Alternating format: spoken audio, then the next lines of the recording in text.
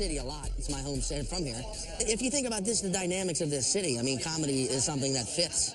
It's just never really had a scene until now.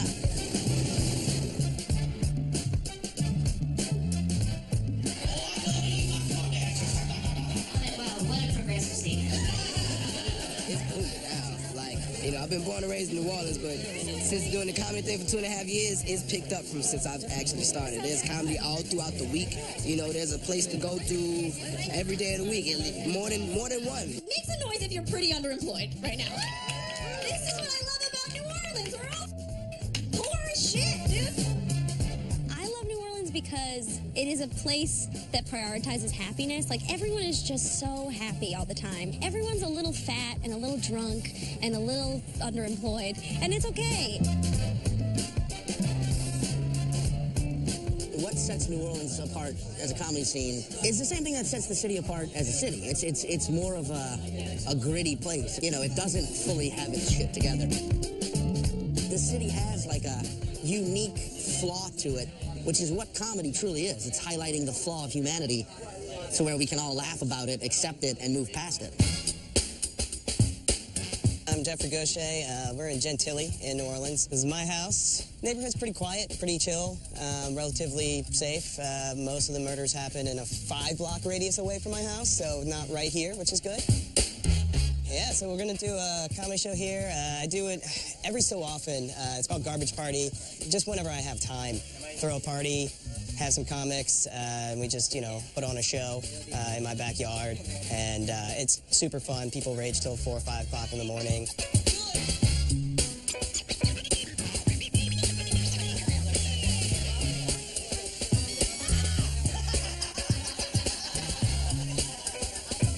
Jeff's a great man. He runs a great show here. He has a lot of cats that make the house smell.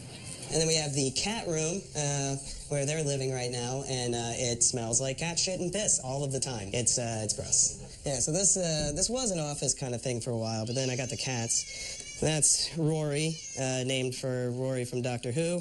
And that's Fred. That was just his name when I got him, and it just seemed like that would be his name. He's super chill and likes people. Rory takes a long time and is very upset about being closed up in this room all day. I don't know if you can tell through your cameras, but there's an aroma you can almost see. It probably looks like Vaseline on the lens or something. The reason our skin looks so soft is because there's a waft of expired cat urine. No one's eating inside, and it makes sense. No. Will you help me decide which jokes about Jeff's house smelling like pee I should do? Tell me your tops. Okay, the only thing getting wet in Jeff's house is his couch after his cat pisses on it. Usually when someone says a guy smells like pussy, it's a good thing. Jeff's place really makes you wonder, which came first, the sad divorce or the house stinking of cat piss? They're all equally cutting and true. Come get in here.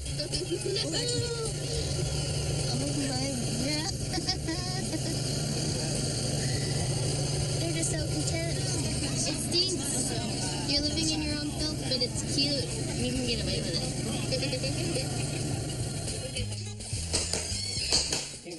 All right. We're good to go? We're good to go. All right, we're going to do this. We're going to start the comedy show. All right. Nervous. I still get nervous. Still to this day. We're doing it. All right.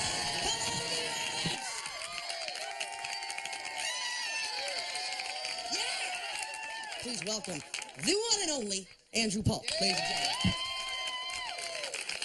I got a cricket phone because I'm a poor person. I got a cricket phone. 2 things to know about cricket phones. They only work on speaker, and you can only charge them by riding the bus.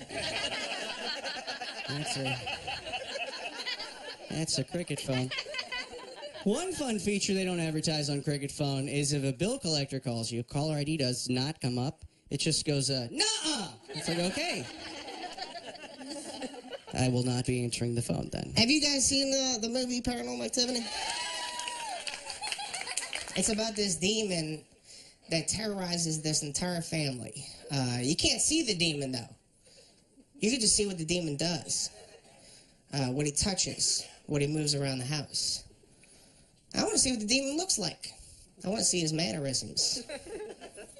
So, I'm going to act out for you guys what the demon would look like if you could see him in the movie, the film, Paranormal Activity. Okay? This is not it.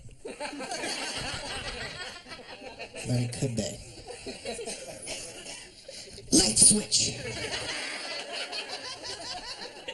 Ceiling fan.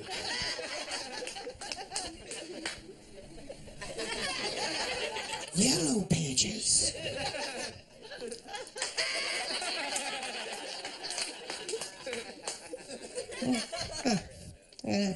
Oh, cabinet. Cabinet, cabinet, cabinet, cabinet, cabinet, cabinet, cabinet. Cabinet.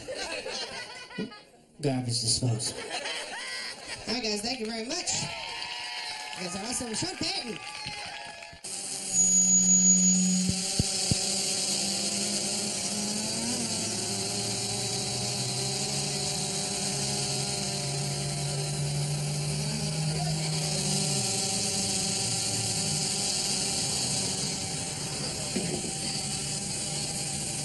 What else can we talk about?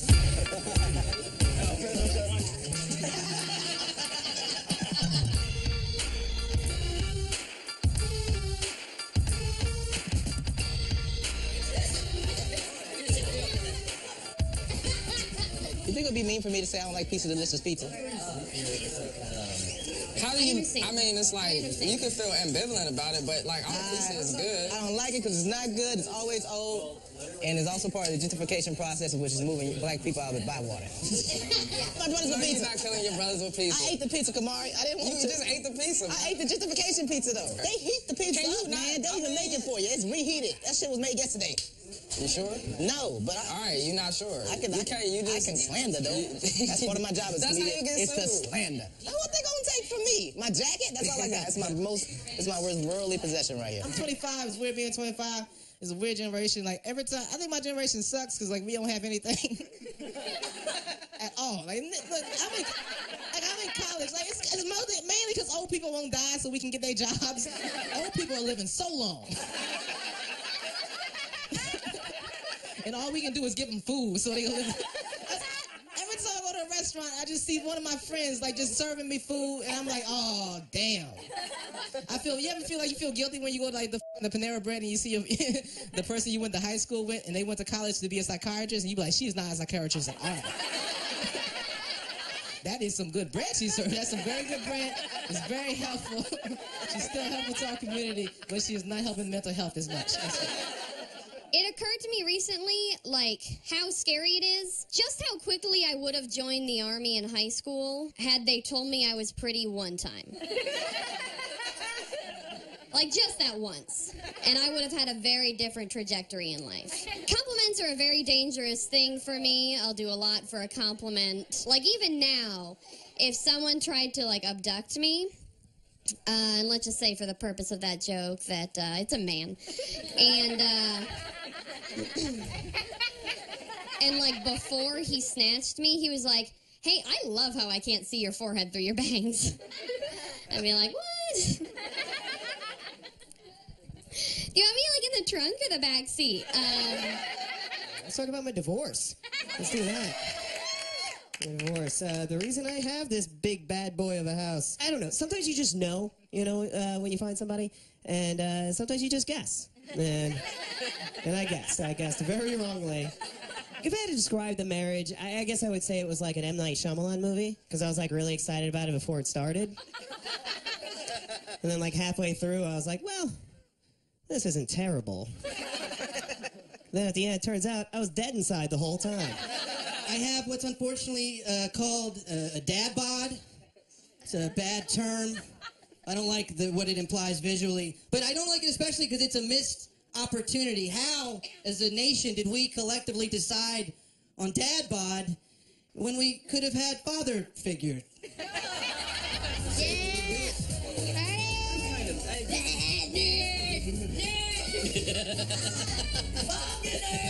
Dude, parties are nothing without conflict. Everybody knows this. Nerds! If you're over the age of 50, I'm going to interrupt you any chance I get.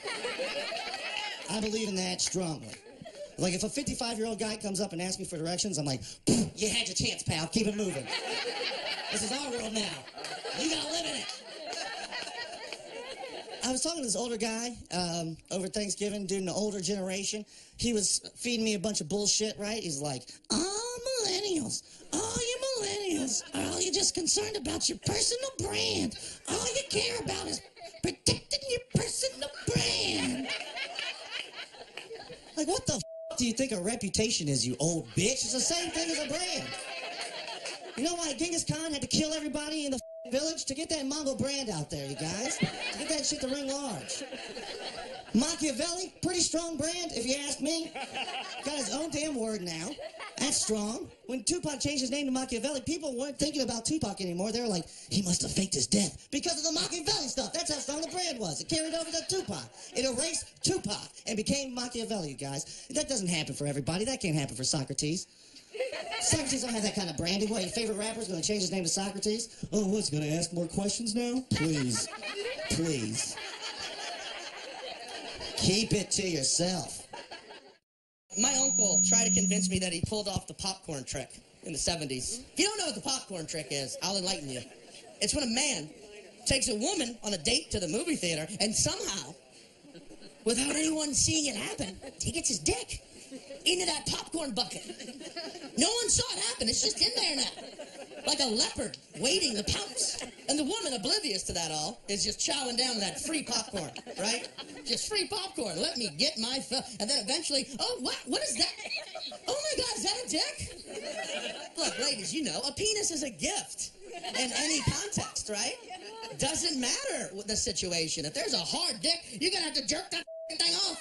Even if it's during American Sniper. Take the shot. No one has ever done that. No, you take a woman into a movie theater, you get in, and then you say to her, hey, I'll see you in there. And then you rush to the concession stand and you buy some popcorn. You probably buy a small. Even a small is like 8 inches. You don't have 8 inches. Otherwise, you would need to trick women into giving you hand jobs.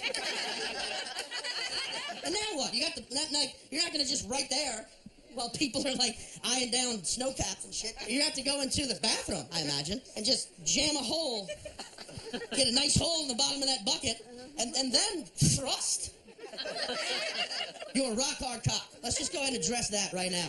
You have to have an erection to pull this off. You can't successfully wiggle a limp penis. The type of erection you would have the morning after losing a beer pong competition. Like, just, like, thrust it into popcorn, mind you. Sharp, salty popcorn. Hope you buttered that up nice. Hope you buttered that up real nice. And now, here's where I really start to get curious. Now you're in. Now get from the bathroom stall to the movie theater without everyone noticing that you're balls deep in a goddamn snack food. Oh, look at those movie posters. And for what? To sit down next to your date and hope that she likes popcorn. Popcorn. Oh no, I don't like popcorn. What do you mean? It's popcorn. So good.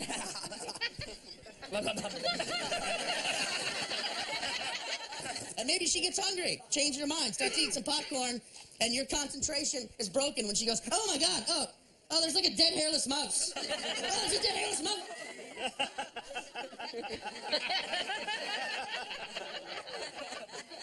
What the? She should run. I hope she doesn't. I hope she rips the bucket off just to laugh. Look at it, your Quasimodo penis. I hope the salt has seeped its way into your testicles and destroyed them like the Death Stars they were. And I hope she throws the bucket and you watch it fly away. Kernels falling out of the glory hole. Looks like sparks from the thruster of a space shuttle. Remember when you wanted to be an astronaut? The only time I think the popcorn trick's okay to do is to your equally as heterosexual roommate. Have fun. Hey, I got some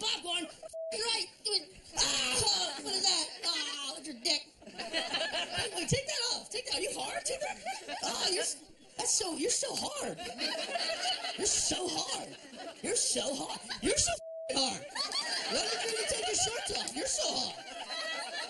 That's weird. That's a strange thing, right? I know. Women should totally get paid as much as us.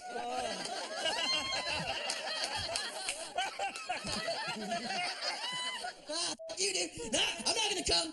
I'm not gonna come. You. I'm not gonna. No, I'm not gonna come first. You're gonna come first. You're not. I'm gonna come. No, you're gonna. That's your cum noise? Seriously? That's the sound you make? What's your cum noise? I don't know. I know it's stupid too.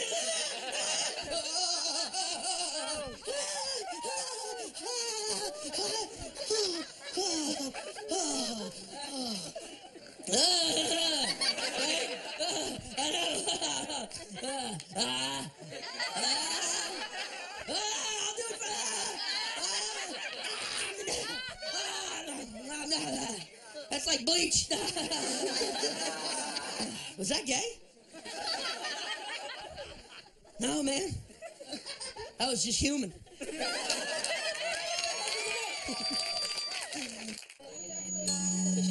Oh, yeah. Day 5.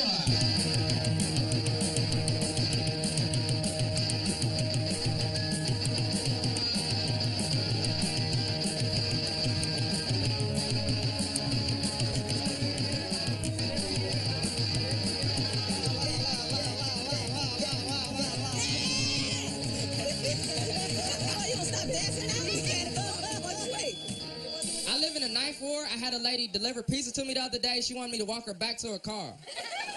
She's like, please, can you just walk me? You don't have to tip me. Just please walk me back to my car. I'm like, miss, if I walk you back to your car, how am I going to walk back to my house to eat the pizza? Take this tip. Good luck with your travels. Like, when I moved down here, it was like the scariest day of my life. So my roommate Dave decides to take me to the French Quarter, figures it'll be nice. I eat a good meal, end up walking past a liquor store, and this lady comes out holding 3 alcoholic beverages, and she asked me to hold them while she lit her cigarette. And before I could say yes, she was like, oh, don't worry. I won't try to rob you. That hadn't even crossed my mind. Because I figured that'd be an odd way to mug somebody. Hey, can you please hold these 3 separate drinks for me? All right, put them drinks down. If that's your pockets, give me everything you got. Walter, you heard me? I think that a lot of people don't understand my personal style. I think I just have like a weird aesthetic. My aesthetic is like if Elizabeth Taylor was in Gummo. Are there enough people? I know what I look like. Like, I look like this. Like, if you saw me going into a nice restaurant, you wouldn't be like, what are you doing? But if you saw me eating out of a dumpster, you wouldn't be like, what are you doing? I am ready for more show. You are ready for my show. Everybody, what's in your hand right now? Take a sip. Please welcome to the graceful stage that it is, the wonderful Mary Devon Dupuy, ladies and gentlemen. I got my vagina into a real pickle recently. I had like 1 classic STD and like 8 offshoots. You know, there's always like a domino effect. And I had to take this medicine called Flagyl, which I don't know if y'all are familiar. It's exactly what it sounds like. It's what you have to take when you have a horror cunt. So I couldn't drink for 8 days, and I had this like horrible mess of a reproductive system going on. I was like a real junkyard dog of a lady. And I kind of made my vagina like a New Orleans street.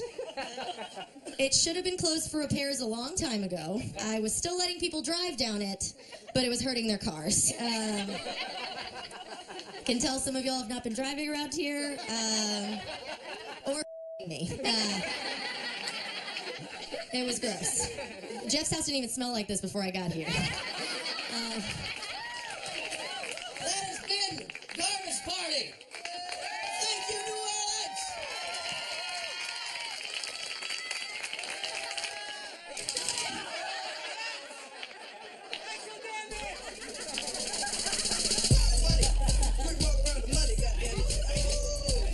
Everybody's a piece of shit. Let's do it. I'm ready. Somebody this one's for pussy. 1, 2, 3, go. He's letting me. Oh, come on. Yeah. I got you. I got you, old man. It's white and shit blood. It's shit and blood tonight. Gun right there.